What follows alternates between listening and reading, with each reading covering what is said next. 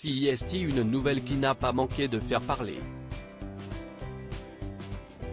Le 19 août dernier, Jennifer Flavin, mariée depuis 25 ans au célèbre acteur Sylvester Stallone, a déposé une demande de divorce devant un tribunal du comté de Palm Beach, en Floride. Stupéfaction générale pour les fans de la star de Rocky et Rambo, puisque l'artiste de 76 ans semblait filer le parfait amour avec sa dulcinée. Il s'était marié en 1997, alors qu'il était déjà amoureux depuis 1988 après une première rencontre dans un restaurant de Beverly Hills. Ensemble, ils ont fondé une jolie famille.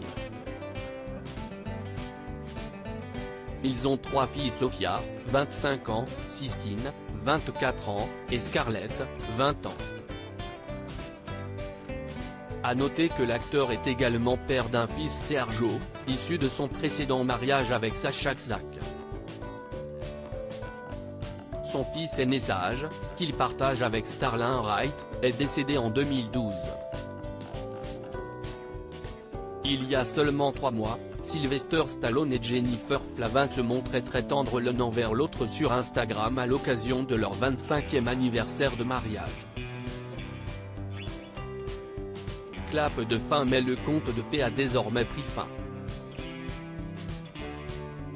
Et ce n'est pas la première fois que cela arrive, comme le rappelle Paris Match dans son dernier numéro. En effet, le 14 mars 1994, alors que le couple nage déjà en plein bonheur, il s'était installé dans une maison à 8 millions de dollars au Benedict Canyon. Le monde de Jennifer Flavin s'écroule lorsqu'elle apprend par l'intermédiaire d'une lettre déposée par un facteur de Federal Express que son histoire d'amour avec l'acteur est close. Quelques jours plus tard, elle comprend pourquoi, par le biais de son agent.